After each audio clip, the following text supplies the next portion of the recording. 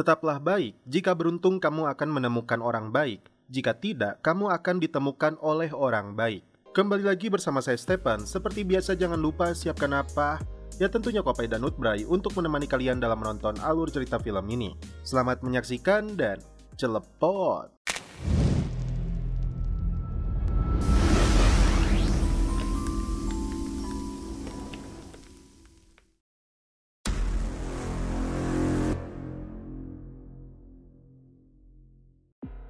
Berlatar belakang di kota Seoul, Korea Selatan,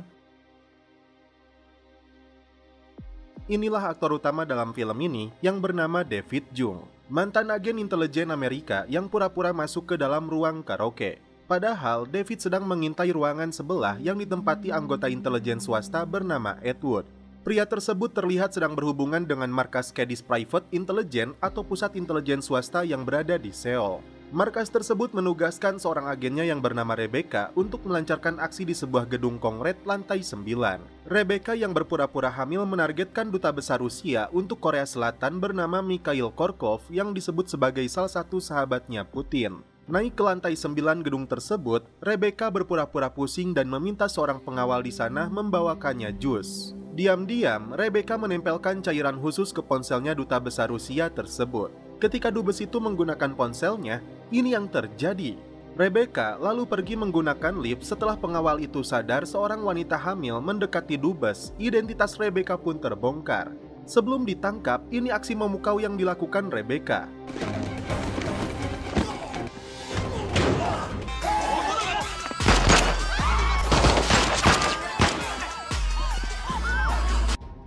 Setelah berhasil menghabisi para pengawal si dubes, dia lalu kabur dari hotel tersebut. Rupanya, David meretas pembicaraan Ed Wood tentang Rebecca yang meminta dijemput. Rebecca lebih dulu menghancurkan kaca jendela, namun itu hanyalah pengalih perhatian agar Rebecca bisa kabur melalui pintu darurat. Sementara itu, David Jung mendobrak masuk untuk melumpuhkan Ed Wood.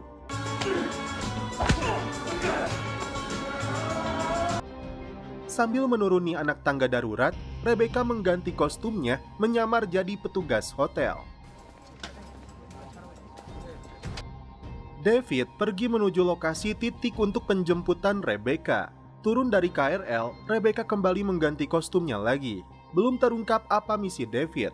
David berusaha mencegat mobil tersebut sebelum mencapai titik penjemputan. Mobil itu berhenti setelah terkejut karena menabrak roda bayi. Padahal itu hanya boneka biasa, dan David langsung melumpuhkan mereka. Tiba di lokasi penjemputan, David sudah menunggu Rebecca di sana, tapi Rebecca menyadari ada sesuatu yang aneh ketika melihat lampu mobilnya baret. Rebecca pun segera kabur dan sempat melepaskan tembakan. David pun gagal menangkap Rebecca. Scene berpindah ke situs rahasia milik Kadis dan inilah sosok bosnya yang bernama Juno. Seorang pria bernama Manny dipukuli habis-habisan karena memberikan informasi rahasia tentang Kadis kepada intelijen Amerika. Manny dipaksa untuk bicara kepada siapa dia bekerja. Manny balik mengatakan Juno lah pengkhianatnya dan CIA pasti akan menghentikannya. Rupanya Juno sendiri dilatih oleh CIA. Juno memaksanya untuk mengatakan kepada siapa dia bekerja. Jika tidak, keluarganya akan dibunuh. Manny mengaku dia bernama Jakub, mantan intelijen Polandia yang kini berada di desa nelayan di Malta. Setelah mendapatkan informasinya, Juno yang ternyata kejam langsung menugaskan anak buahnya untuk membunuh si Manny. Anak Juno yang bernama Oliver melaporkan duta besar Rusia sudah dibunuh, tapi tim yang menjemput Rebecca dibajak dan disergap. Pelakunya bukanlah agen pemerintah Korea. Juno sendiri mengaku khawatir karena Rebecca dinilai sebagai agen terbaiknya yang baru saja membunuh Menteri Keuangan Sudan. Rebecca pun berhasil menembak jatuh pesawat militer Venezuela yang dikira gagal mesin. Juno terkejut setelah tahu pelakunya hanya seorang agen tunggal yang memiliki pengetahuan dan tahu tentang operasi mereka. Tidak mau apapun alasannya, Juno menginginkan orang itu dihabisi. Kembali ke David yang tampak ragu saat dia akan memasuki kereta api untuk kembali pulang. David lalu menghubungi istrinya yang bernama Yeonju. David mengaku sudah menemukan Rebecca setelah 9 tahun lamanya tidak bertemu, tapi dia belum berhasil untuk bicara langsung dengannya.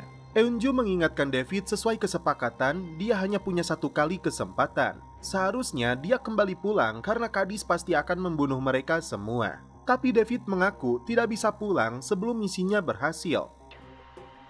There's a train leaving tomorrow. Ternyata Rebecca adalah putrinya David. Rebecca sendiri menghubungi Juno yang saat ini sedang dalam penerbangan menuju Korea. Mereka tidak tahu pelaku yang telah menyergap Edward dan tim penjemput. Di sini Juno sempat menuduh Rebecca tidak bertindak profesional karena bocornya misi mereka.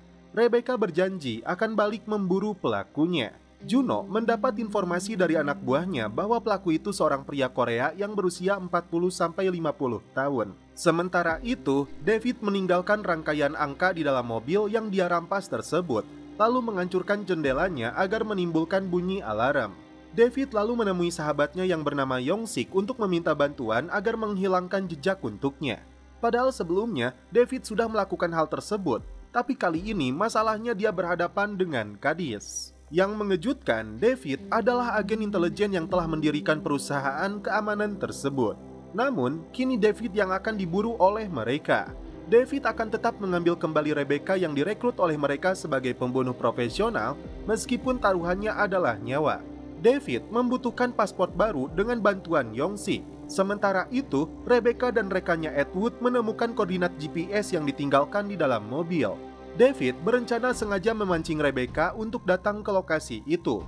Tapi sebelum itu, Rebecca memanfaatkan Edward untuk melampiaskan hasratnya, dan setelah itu mereka pun celepot. Rebecca merasa heran kenapa orang itu tidak menargetkan agen lainnya tapi hanya fokus kepadanya. Tiba di markas Kadis yang berada di cabang Seoul, Juno langsung menghubungi Rebecca untuk berhati-hati. Malam itu juga, Rebecca dan tim pergi menuju lokasi. Sementara itu David sendiri sibuk membuat adonan bapau sambil menunggu kedatangan Rebecca. Singkat cerita, Rebecca dan tim masuk ke lokasi yang dimana David sudah menunggu. Di luar dugaan, ini yang terjadi.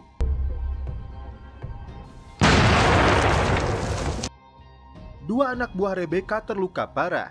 Kini tinggal Rebecca dan si Edward yang memburu David. Keduanya memutuskan untuk berpencar. Tiba-tiba si Edward disergap oleh David hingga keduanya terlibat perkelahian.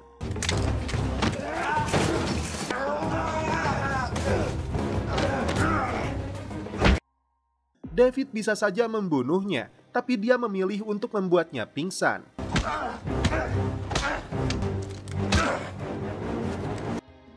Rebecca pun terkejut setelah tahu pelakunya adalah ayahnya sendiri. Yang dia tahu, ayahnya sudah meninggal dunia 9 tahun lalu saat usianya masih 14 tahun. David ingin menjelaskan apa yang sebenarnya terjadi, tapi dia ingin mengajak Rebecca lebih dulu pergi dari sana. David beralasan apa yang dia lakukan ini untuk melindunginya, tapi Rebecca sudah terlanjur kecewa. Rebecca lalu memukul ayahnya.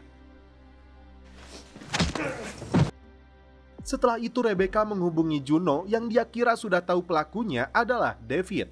Juno mengaku tidak tahu jika dia adalah David Juno. Dia ingin tahu apakah David masih hidup. Juno. No. Diam-diam Juno mengirim pesan kepada seseorang. Setelah David kembali siuman, dia minta maaf kepada putrinya ini. Di luar dugaan, Edward muncul untuk menembak David. No! Tapi Rebecca lebih dulu membunuh rekannya ini. Dari ponselnya, ternyata Juno mengirim pesan agar Edward segera membunuh David. Rebecca kini mengetahui bahwa Juno sendiri tidak ingin ayahnya hidup. Dan kini, mau tidak mau, David dan Rebecca harus segera pergi. Karena ancaman dari Juno dan perusahaan Kadis yang akan memburu mereka. Keesokan harinya, David mengajak Rebecca untuk pergi ke luar negeri, tapi bukan lagi ke Virginia. Karena sulit untuk melewati imigrasi, David justru mengajak Rebecca ke Vietnam. Mengaku hidupnya baik-baik saja, Rebecca menolak karena selama ini dia punya uang dan kebebasan. Juno pun selama ini telah melindunginya. Tapi kini hidupnya akan hancur karena ayahnya sendiri yang selama ini tidak peduli kepadanya. David mengingatkan bahwa Rebecca akan disebut pengkhianat oleh Juno karena membunuh agennya. Tapi Rebecca beralasan tidak ada yang tahu jika dia yang telah membunuh Edward. Pura-pura masuk toilet, Rebecca menghubungi Juno, ingin tahu kenapa dia menugaskan Edward untuk membunuh David. Juno beralasan David sangat berbahaya. Di sini Juno pun beranggapan Davidlah yang telah membunuh anak buahnya. Tidak menganggapnya sebagai pihak pengkhianat, Juno akan tetap menerima Rebecca. Balik bertanya, lalu apa yang akan terjadi dengan ayahnya? David mengira Rebecca telah kabur lagi, padahal dia sudah menunggu di depan mobil. Rebecca mengaku tidak menghubungi Juno, padahal Juno sudah melacak ponselnya saat dalam perjalanan. Di tengah perjalanan ada pemeriksaan polisi. Tidak ingin terjadi sesuatu, Rebecca lebih dulu mempersiapkan senjatanya. Mereka dipaksa untuk turun dari mobil tersebut. Rupanya, ini bagian dari rencananya Juno agar bisa menangkap keduanya. Di luar dugaan, ini yang terjadi.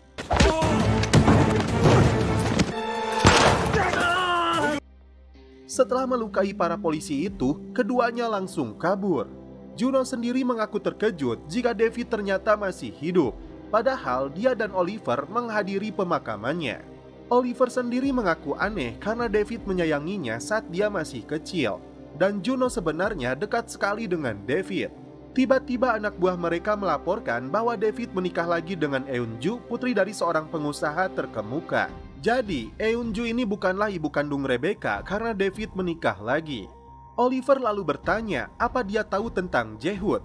Juno menjawab ada yang lebih penting daripada satu orang Korea yang tewas. Seorang pria bernama Gan menyamar jadi petugas CCTV. Pria ini tahu bahwa si wanita tidak bisa hamil karena itu dalam foto hanya ada dia dan suaminya berikut seekor anjing. Bukan pria sembarangan, ternyata ini yang dia lakukan. Juno lalu menghubungi pembunuh bayaran ini yang terkenal dengan reputasinya untuk membunuh David. David mengajak Rebecca masuk ke dalam kedai milik temannya. Di sini terungkap ternyata ibu kandung Rebecca sudah meninggal dunia. David sengaja memberi obat bius ke dalam minumannya Rebecca.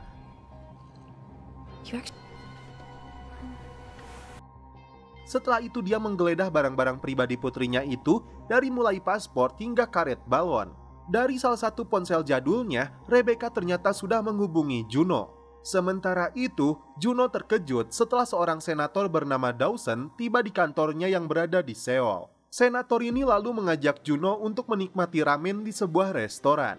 Selain mencalonkan menjadi presiden, ternyata Dawson memimpin komite intelijen Senat. Awalnya, Dawson datang ke Korea untuk berbicara dengan Mikhail Karakov. Ternyata, dubes Rusia itu tahu tentang rahasianya Juno dan perusahaan kadis yang dia pimpin. Juno mengaku tidak tahu orang yang telah membunuh Mikhail Karakov. Yang senator tahu, Karakov telah menyalurkan intelijen penting Amerika ke FSB Rusia.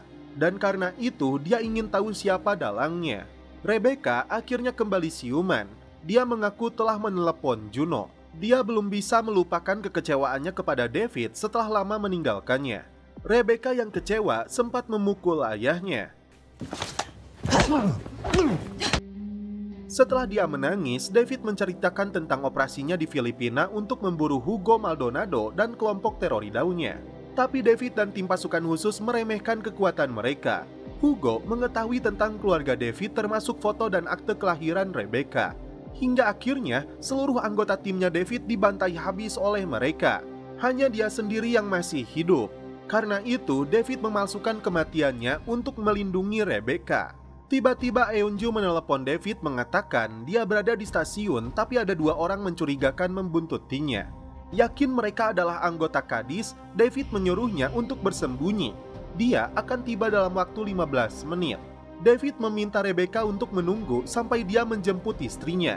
Gan sendiri dihubungi Juno, memintanya untuk mulai beraksi. Dia yakin David akan datang ke stasiun untuk menjemput istrinya. Tiba di stasiun Padalarang, David langsung melumpuhkan salah satu anggota kadis. Dia merampas radio komunikasinya. David kembali beraksi melumpuhkan salah satu anggota kadis. David langsung menggunakan radio mereka mengancam Juno. Jika dia berani menyentuh keluarganya, David akan memburunya.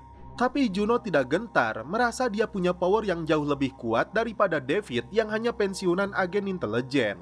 Seorang pria berambut panjang hendak menyerang David, tapi Rebecca lebih dulu melumpuhkannya. Kini, seluruh tim Kadis menyadari Rebecca pun muncul untuk membantu ayahnya. Anggota Kadis langsung memburu keduanya. Masuk ke dalam ruangan, ini yang terjadi.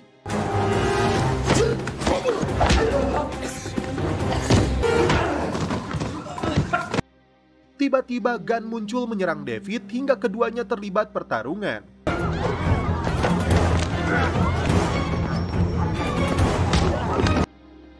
Rebecca datang untuk membantu ayahnya. Mereka pun kabur menggunakan kereta api cepat meninggalkan stasiun Padalarang. Ternyata Eunju muncul bersama anaknya. Itu artinya David memiliki putri lagi. Apakah Rebecca cemburu? David yang terluka di bagian perutnya kembali menghubungi Yongsik untuk segera mengirimkan paspor yang dia minta esok hari di pasar Jagalsi. David menyebut dengan bantuan Yongsik ini artinya hutang mereka dianggap telah impas. Belum jelas apa artinya, tapi Yongsik merasa itu tidak pernah impas. Rebecca baru tahu jika David memiliki putri lagi, begitupun dengan Eunju, yang kecewa karena David tidak memberitahu Rebecca tentang putri mereka yang bernama Minehe. Rebecca nampak meluapkan kekesalannya karena David sepertinya lebih menyayangi keluarga barunya daripada dia sendiri yang ditinggalkan selama 9 tahun lebih. Minnie was born a year later. Why didn't you tell me you had a fucking kid? And mom with Korean replicas. David kembali mengajak Rebecca untuk ikut bersama dia dan keluarganya naik feri ke Fukuoka besok pagi. Bukan perkara mudah, Rebecca memperingatkan ayahnya jika timnya Juno pasti akan mencegat mereka di stasiun berikutnya. Juno pun kembali menghubungi Gunn karena pembunuh bayaran ini dianggap telah gagal membunuh David. Di sini Gunn baru tahu jika David dibantu oleh putrinya sendiri, yang tiada lain adalah agennya Juno yang dilatih dan direkrut oleh Kadis. Markasnya Juno kehilangan pandangan dari satelit karena campur tangan pemerintah Korea yang kecewa karena terjadinya kepanikan warga mereka akibat tindakan yang dilakukan para agennya. Sebelum tiba di stasiun berikutnya, David memutuskan untuk menarik rem darurat dan segera keluar dari kereta tersebut. Rebecca sempat ragu, namun akhirnya dia juga ikut turun untuk pergi bersama David. Juno sendiri sudah mendeteksi pergerakan David yang akan kabur melalui depo truk di sana. David meminta salah satu supir untuk ikut menumpang mobilnya. 부산에 가시나요? 수도 없고 하필 오늘 우리의 생일인. 저쪽으로 타세요. 감사합니다. Sebelum naik, David lebih dulu memberi tanda di truk lain dengan darah dari lukanya untuk menjebak para pembunuh bayaran yang mengejar mereka. Tiba di depo truk, Gunn menemukan truk kontainer yang ada darah di bagian belakang truk tersebut. Dipaksa berhenti oleh para agen ini, tapi setelah mengecek bagian belakangnya, ternyata si Gunn tertipu.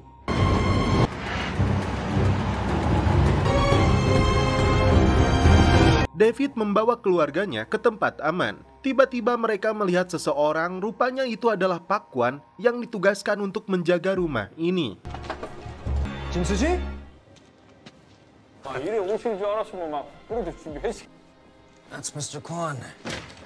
Sebelum masalah lebih besar, Eunju meminta suaminya ini untuk benar-benar menyadari jika mereka adalah keluarga yang harus saling melindungi dan bersikap jujur satu sama lain. Terlebih, Eunju paham betul apa yang dirasakan oleh Rebecca. David hanya khawatir karena Rebecca kini sangat jauh berbeda. Rebecca. Different.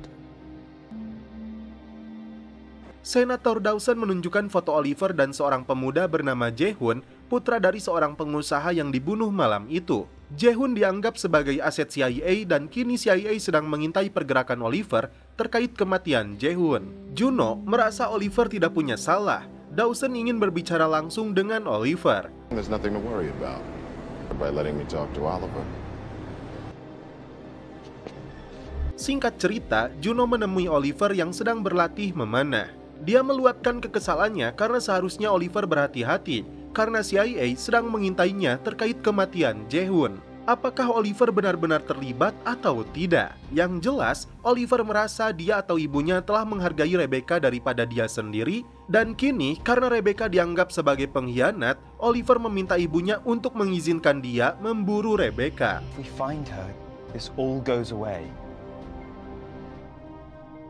Eunju meluapkan kemarahannya kepada Rebecca setelah melihat Rebecca mengajarkan Minhe menggunakan pistol. David meminta mereka untuk akur sampai mereka tiba di negara Jepang untuk memulai hidup baru. Gun rupanya menemukan kedai milik Yong-sik. Dia memaksa pegawainya untuk menunjukkan di mana Yong-sik. Setelah Yong-sik keluar, ini yang terjadi.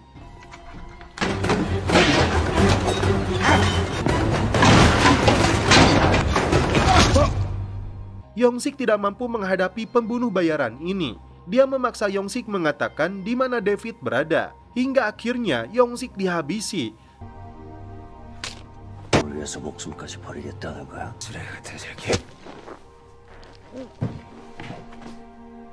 Dan setelah itu, Gun menemukan lokasi tempat mereka akan bertemu. Gun lalu melaporkan kepada Juno bahwa David dan keluarganya sedang berada di Busan untuk kabur ke luar negeri. Tapi malam ini mereka akan seharusnya bertemu dengan si Yong-sik. Juno akan mengirim Oliver dan tim untuk membantu si Gun jika Rebecca benar-benar menghalanginya lagi. Dia ditugaskan untuk membunuhnya. Got in my way last time. Killer. David ingat dengan permainan kupu-kupu yang biasa dilakukan David dengan Rebecca. Disinilah Rebecca kembali marah karena David dianggap egois. Protection, right? You're a spy and a killer. We shouldn't have children. David lalu pergi untuk mengambil paspor dari Yong-sik. Juno mengaku kepada Senator Dawson bahwa agennya yang telah membunuh Mikhail Karakov.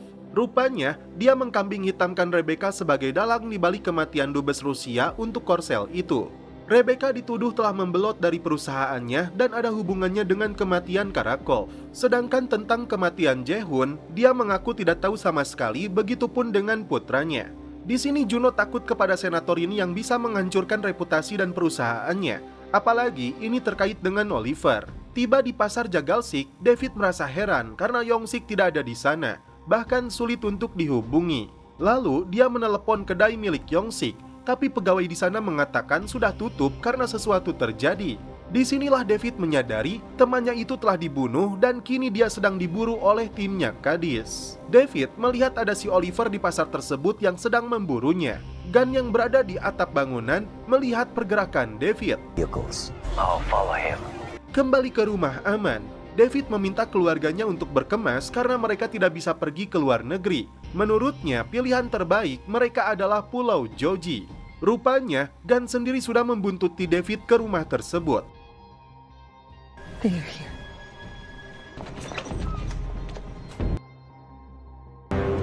All right, spread out. Search the neighborhood.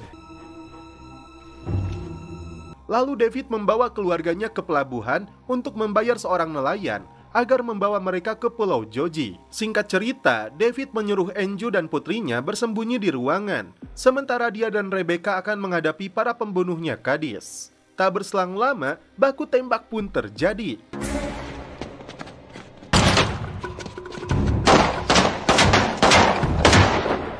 Sementara Rebecca mengalihkan perhatian mereka, David mempersiapkan sesuatu. Dan ketika musuh datang mendekat, ini yang terjadi.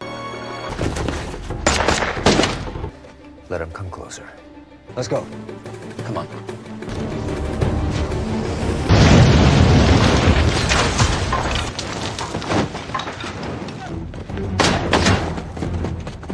Gun kembali memburu David, sedangkan Oliver akan memburu Rebecca. David susah payah menghadapi si Gun, tapi akhirnya dia berhasil menembaknya.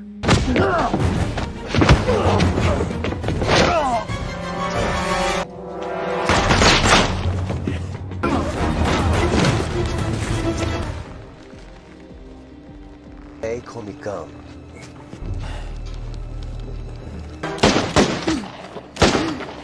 Salah satu anak buahnya hampir menemukan Eunju, tapi untungnya dia berhasil menembaknya lebih dulu.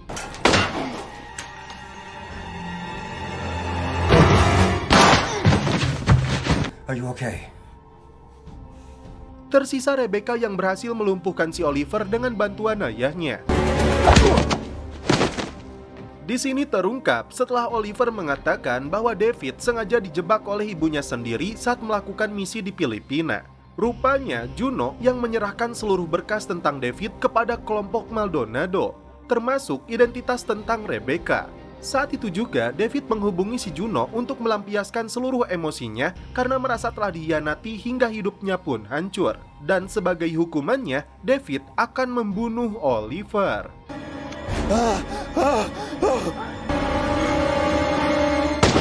Film mundur 9 tahun lalu ketika David sedang melancarkan sebuah misi di Filipina. Dia dan timnya sedang dalam perjalanan kembali ke markas, lalu menghubungi Juno untuk mengamankan putrinya ke lokasi aman. Karena Maldonado sudah mengetahui identitas dia yang mengancam keluarganya, di luar dugaan ini yang terjadi.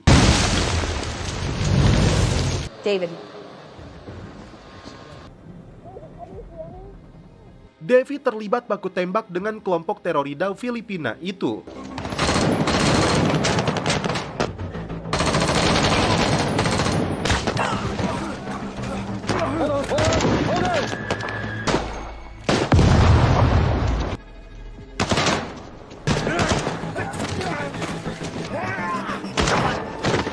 Hanya David yang berhasil selamat dalam serangan tersebut. David sempat dihubungi oleh Juno yang ingin tahu apakah dia masih hidup. Dari sanalah David memutuskan untuk memalsukan kematiannya demi melindungi Rebecca. Rebecca yang masih berusia 14 tahun direkrut dan dirawat oleh Juno.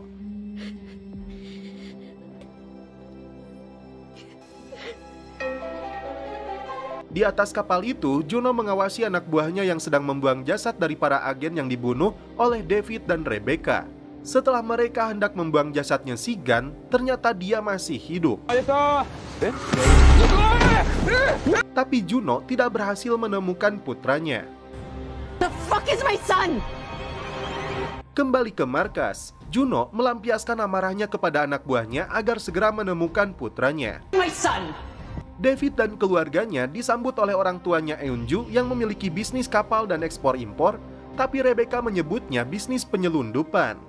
David lalu meminta mertuanya membuatkan visa ilegal untuk mereka biar bisa menyeberang ke Jepang. Dia berharap mereka semua ikut, tapi ayah mertuanya menyebut mereka bisa mengurus diri mereka sendiri. Ternyata David belum membunuh si Oliver, tapi menyekapnya di sebuah ruangan. Juno yang khawatir dengan keselamatan Oliver berusaha menghubungi David untuk melakukan pertukaran. Sebagai gantinya, dia akan melepaskan David dan keluarganya. Sementara itu, Senator Dawson dulunya telah melatih Juno semenjak dia di CIA. Dawson mulai merasakan kejanggalan karena mantan anak didiknya itu terlibat dalam kematian dubes Rusia dan Jae-hoon. Karena itu, dia akan mencari kelemahan Juno. David lalu menunjukkan pesan suara yang dikirimkan Juno untuk melakukan pertukaran. Tapi mereka sepakat tidak percaya dengan wanita iblis yang satu ini. Demi menjatuhkan Juno, keduanya punya rencana. David mengatakan Juno ingin menyingkirkan David karena dia ingin mengendalikan Cady seperti keinginannya. Padahal mereka berdua yang mendirikan perusahaan keamanan tersebut. Rebecca dan David lalu memaksa Oliver untuk mengatakan apa alasan Juno membunuh Dubes Karakov. Karena Oliver menolak dan bahkan memancing Rebecca dengan menyebutnya sebagai wanita monster yang menghabisi banyak nyawa, David pun meminta putrinya untuk keluar. Lalu dia menunjukkan rekaman jika ibunya sendiri melakukan pertukaran demi membebaskan Oliver. David lalu membujuk Oliver untuk mengatakan yang sebenarnya. Dia tahu bahwa Cadiz di bawah pimpinan Juno menyelundupkan informasi rahasia ke orang Rusia dan Dubes Karakov adalah perantaranya. Informasi ini rupanya sangat berbahaya bagi Ukraina karena terkait dengan suplai senjata dan pergerakan tentara mereka. Oliver lalu mengatakan tentang aset CIA bernama Jae-hoon yang awalnya dekat dengan dia lalu dibunuh olehnya atas perintah Juno. Bukan orang sembarangan, Jae-hoon adalah anak dari pemilik sebagian Sewol. Tetapi ketika Jae-hoon memergoki laptopnya, akhirnya Oliver menghabisi temannya itu. Setelah Jae-hoon berencana melaporkan laptop tersebut, akhirnya David sudah mengetahui tentang kebusukan Juno. Dan jika pihak Amerika tahu, maka Juno akan tamat. David pun mengetahui bahwa Komite Intelijen Amerika di bawah pimpinan Senator Dawson sedang menyelidiki Cadiz. Karena itu, jika bukti ini diserahkan kepadanya, mereka bisa menjatuhkan Juno. David lalu mengajak Rebecca kembali ke Seoul untuk bertemu dengan Dawson. Tapi di sisi lain, anak buah Juno melaporkan bahwa bagian keamanan Dawson memberikan informasi tentang si Dawson yang biasa mengonsumsi narkoboy. Dan informasi ini bisa mereka gunakan untuk membuat senator itu tidak bisa berkutik terhadap mereka. It's part of Dawson's security detail. In Dawson's camp, the dirt will follow.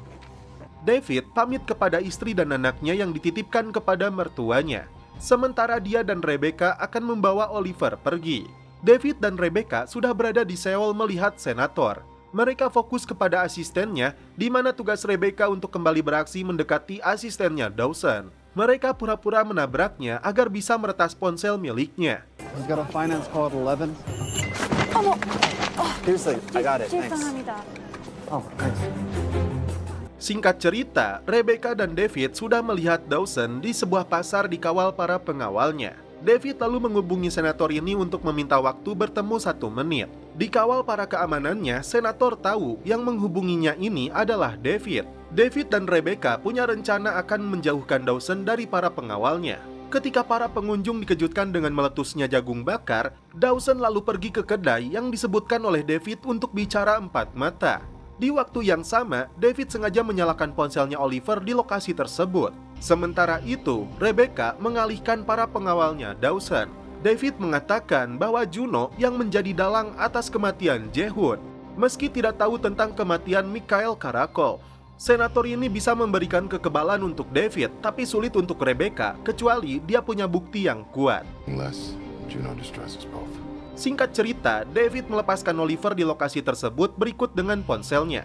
David mengingatkan Oliver jika ibunya tidak suka memaafkan. Mom, she's not so big on forgiveness. Juno mendapat informasi dari anak buahnya bahwa Oliver sudah kembali pulang, tapi sinyal ponselnya berada tidak jauh dari lokasi Dawson berada. Di sini Juno terjebak. Dia mengambil kesimpulan bahwa anaknya sendiri telah berkhianat karena melaporkan rahasia mereka kepada senator. Padahal ini ide brilian dan cerdas yang dilakukan oleh David dan putrinya untuk menjatuhkan Juno. Meskipun si Oliver sudah dibebaskan, David dan Rebecca tetap mengintai pergerakan Oliver. Juno meminta pengakuan Oliver karena dia yakin David sudah menginterogasi anaknya ini. Oliver mengaku tidak mengatakan apapun kepada mereka, tapi Juno merasa ada sesuatu yang disembunyikan oleh putranya. Setelah dibujuk, Oliver mengatakan kepada David bahwa ibunya telah mengkhianati David 9 tahun silam. Oliver minta maaf karena dia takut akan dibunuh.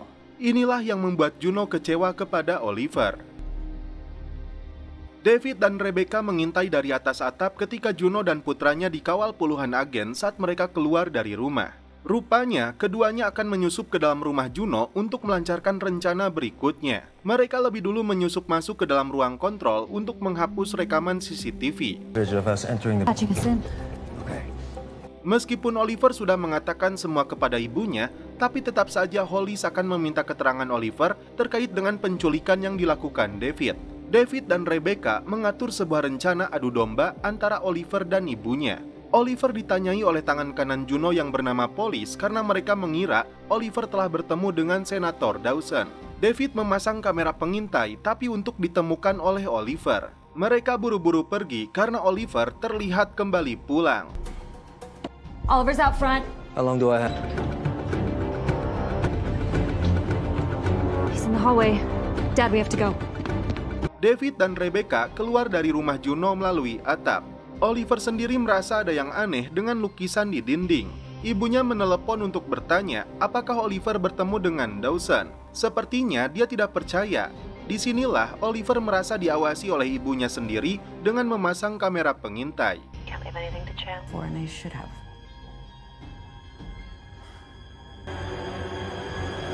Diam-diam, David datang ke tempat sauna untuk bertemu Senator Dawson tanpa sepengetahuan pengawalnya. Dia meminta senator untuk membuat memo internal rahasia tingkat tinggi bahwa dia punya saksi istimewa untuk menjatuhkan Juno.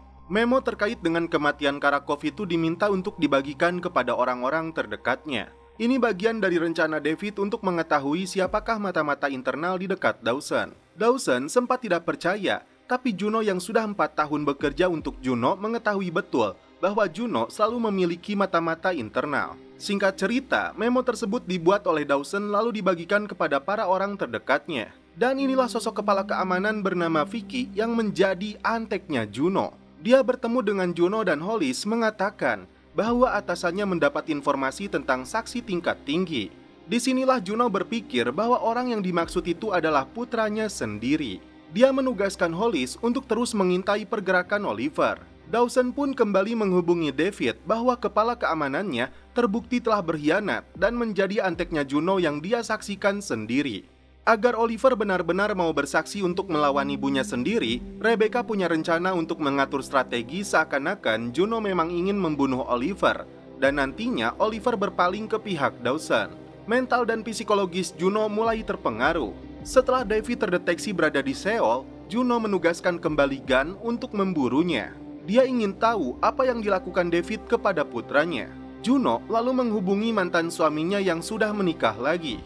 Mereka membahas tentang sikap dan karakter Oliver yang dipaksa untuk menjadi kejam seperti Juno. David mengajak Rebecca tinggal di rumah teman lamanya.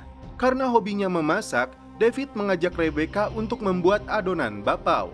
Sementara itu, Rebecca sendiri membuat racikan bahan peledak yang bisa diaktifkan melalui ponsel. Gunn mulai mencari keberadaan David dari rekaman CCTV terakhir dia terlihat. Sementara itu, Oliver melihat pengawal pribadinya berkirim pesan dengan Juno yang menyebut dia sebagai target yang sedang dalam perjalanan pulang. Tiba di apartemennya, Oliver langsung mengambil pisau, namun tiba-tiba ibunya muncul di sana. Selain memberi hadiah untuk Oliver berupa panah, ternyata Juno hendak mengirim Oliver kembali pulang ke London untuk bekerja di bank dengan ayahnya. Oliver menolak karena dia tidak mau tinggal bersama ayahnya. Tapi Juno tidak punya pilihan karena jika dia tetap berada di sini, Juno tidak bisa lagi menjamin keselamatannya. Keesokan harinya, Oliver akan terbang pukul 10 pagi untuk pulang ke London. Oliver yang marah langsung pergi dari apartemennya diikuti oleh si pengawal. Sebelum naik ke mobilnya, David lebih dulu memasang sesuatu di mobil Oliver. David lebih dulu melumpuhkannya, lalu membawa mobil pengawalnya Oliver, berpura-pura mengejar Oliver agar seakan Oliver mengira ibunya ingin dia benar-benar mati. Okay, here we go. 2, 1, now! David lalu meninggalkan mobil tersebut dan pergi bersama Rebecca. Rebecca lebih dulu mematikan mobilnya si Oliver dari jauh. Ketika Oliver keluar dari mobilnya, ini yang terjadi.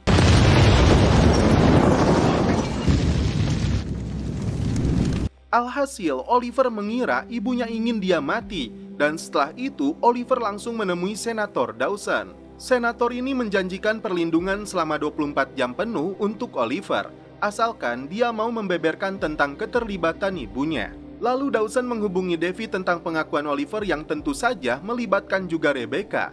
Tapi David mengingatkan tentang kesepakatan mereka agar Rebecca mendapat kekebalan hukum. David merayakan keberhasilan mereka dengan Rebecca, tapi Rebecca masih bingung dengan masa depannya karena sejauh ini dia hanya punya kemampuan untuk membunuh orang. Tiba-tiba musuh dalam jumlah banyak menyergap rumah mereka.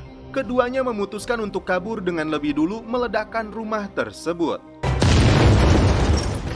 Aksi kejar-kejaran dan baku tembak pun kembali terjadi.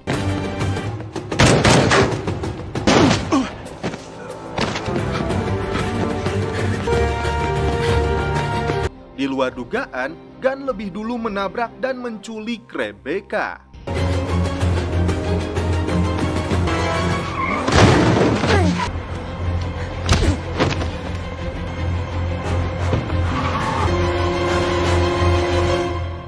David merampas sebuah motor untuk mengejar si Gunn. Aksi kejar-kejaran berlangsung sangat dramatis. Mantan agen intelijen ini berusaha menyelamatkan putrinya, tapi motornya menabrak mobil hingga David kehilangan Rebecca. Rebecca lalu dibawa ke hadapan Juno. Di sini, Juno yang keji tidak pernah menyesal telah merenggut kehidupan Rebecca, bahkan hendak membunuh David. Dia tidak peduli karena yang penting adalah kekuasaan. Rebecca lalu menyebut Oliver telah membelot untuk menjadi saksi yang akan membuat Juno mendekam di dalam penjara dan perusahaan kadisnya dipastikan akan ikut hancur. David akhirnya bertemu kembali dengan istri dan anaknya, tapi dia membutuhkan bantuan ayah mertuanya untuk memberinya peralatan tempur dan kendaraan demi menyelamatkan Rebecca yang juga sebagai putrinya. Setelah dibujuk oleh istri dan putrinya, ayah mertua David setuju untuk membantunya.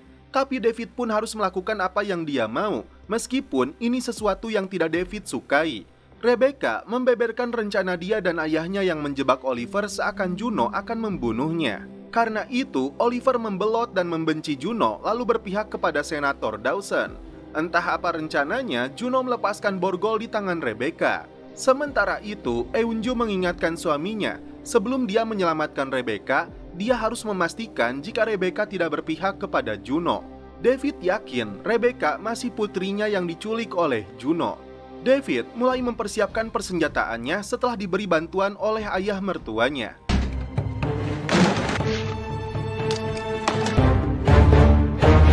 Sedangkan Juno mempengaruhi Rebecca bahwa David hanya ingin melindungi istri dan anaknya yang baru. Dia tidak benar-benar mencintai dan menyayangi Rebecca seperti dia melindunginya. Rebecca lalu bertanya apakah Juno menyayanginya. Dengan aktingnya yang baik, Juno mengaku sangat menyayangi Rebecca seperti putri kandungnya sendiri.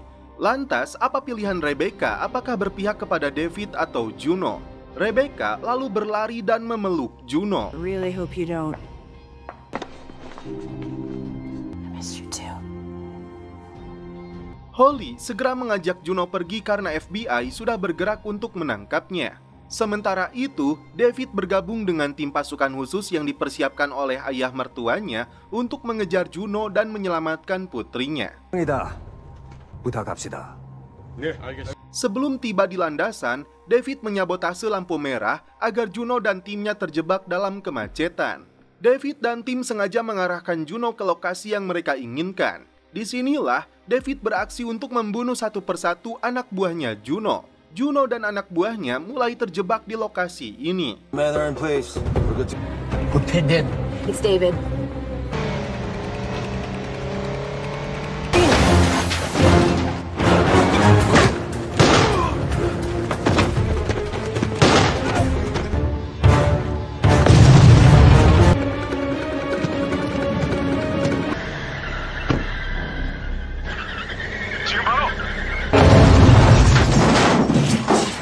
Gunn memutuskan untuk turun melawan anak buahnya David.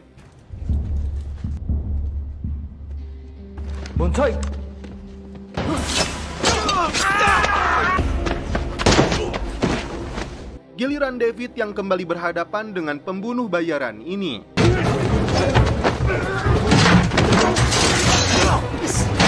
Di luar dugaan, ini yang dilakukan oleh Rebecca. Pertarungan sengit terjadi antara David dan Gunn, begitupun dengan Rebecca dan Juno. Hingga akhirnya David berhasil menghabisi Gunn.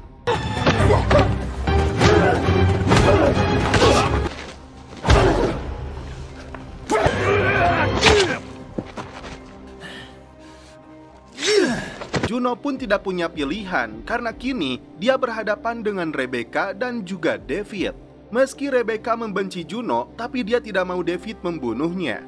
Karena permintaan dari Rebecca, akhirnya David melepaskan Juno. Meskipun dendam mereka tidak terbalaskan sepenuhnya, tapi David bersyukur Rebecca mau ikut bersamanya.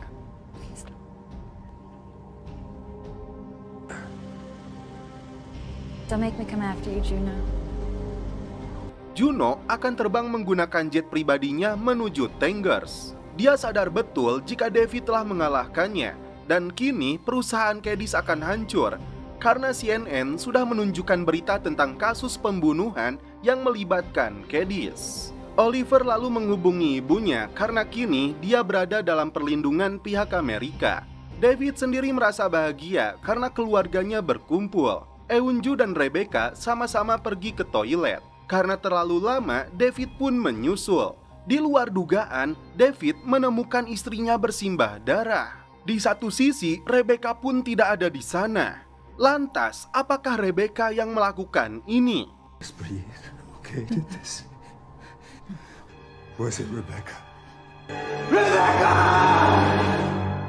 Namun setelah itu, film pun berakhir. Oke guys, terima kasih yang sudah menonton sampai episode terakhir ini. Salam percelopotan duniawi, keep enjoy.